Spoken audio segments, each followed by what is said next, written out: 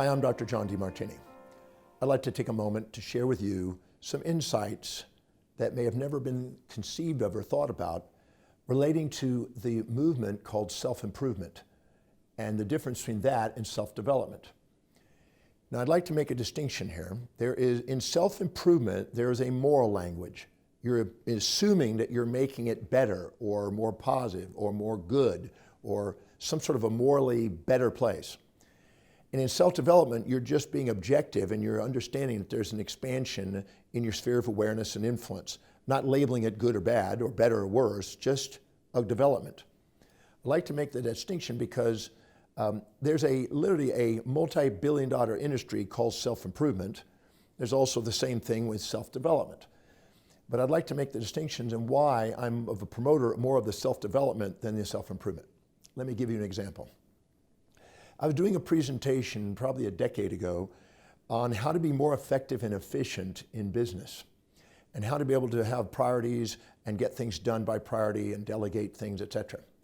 There was a gentleman there that attended the program, and he literally was diligent and focused, and he took the information, he put it right back into his business the following week, and he was working in a company, and his superiors, if you will, in the company acknowledged him for the amazing transformation and acknowledged him and actually gave him a promotion and an opportunity to take on more accountability.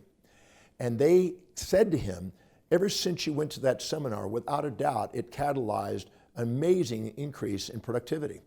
And whatever it was, it really made a difference. You can see the difference from that day forward. And so his boss, his superior, was acknowledging him that he really had made an improvement since that seminar. And so he was being praised at work for the change that occurred because I gave him skills that associated with the values of the leader of that company. So in other words, the values of the leader were perceived as being supported by his new behaviors. But what was interesting is the gentleman called me and he says, I'm very inspired by that. I got a promotion, I made more income and everything else, but, and here's the but, ever since I've done that, I've had a desire to be more at work, and I've been less focused at home with my wife and my kids.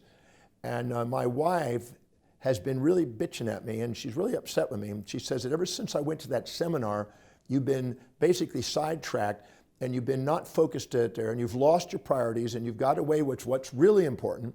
And in her values, which were the kids, he had disimproved. He'd actually deteriorated in her mind. And so her values saw disimprovement.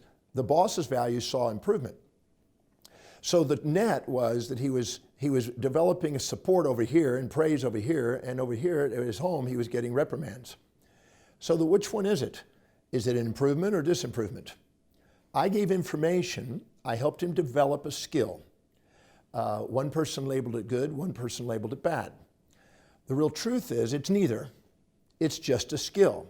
That's a distinction between self-development, he's developing new skills, and self-improvement, which is an assumption of supporting some individual value system. Yale University showed, and many others in history have shown, that for every person with a set of values in the world, there's somebody with an opposite set. That's why we have pro-this and anti-this, pro-guns and anti-guns, or pro-life and anti-life kind of things. There's always what they call a law of heuristic escalation, a pair of opposites in nature. And for every person that has a value, there's a set of values, there'll be somebody with an opposite set. You see this in your own family. You probably have a brother and sister that's quite different than you with a totally different set of values. What you think is important, they think is, it's not important. So as a result of that, no matter what you do and no matter what you develop, you're going to have people label you as improved or disimproved, better or worse. I don't pay much attention to those because you're always having a pair of opposites.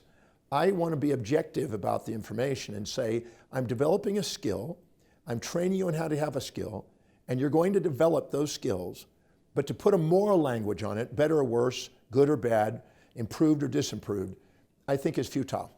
So I'm not in the self-development, I'm in the self-development industry more so than the self-improvement industry. But I will have people thinking what I've done in the development process is an improvement or disimprovement based on whether it supports or challenges their individual values. You're going to be supported and challenged in your life no matter what you do.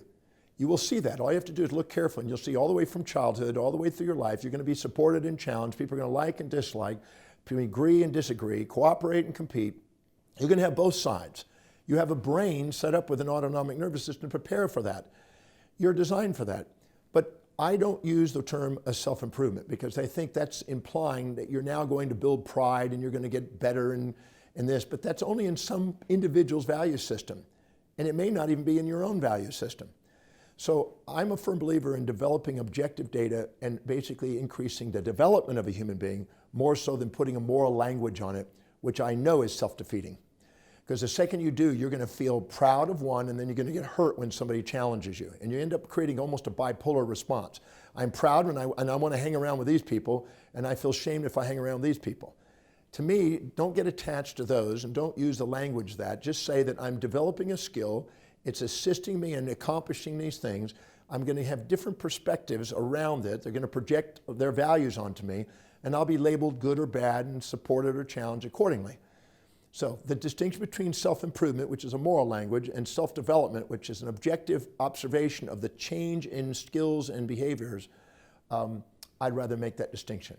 So I'm not really in the self-improvement business because people come out of my seminars with people liking it and some people disliking the outcomes because they may go out and achieve something and friends may all of a sudden be left behind because they're no longer having time for that because they're achieving on new levels. And these people may label, ever since you went to that seminar, you've gotten too good for yourself. And other people over here says, man, you've really grown and expanded. I don't put the attachment again to the moralities of it. I just go in to develop the individual and help them achieve their innermost dominant thought. So there's a self-development industry and a self-improvement industry. I'm part of the self-development industry.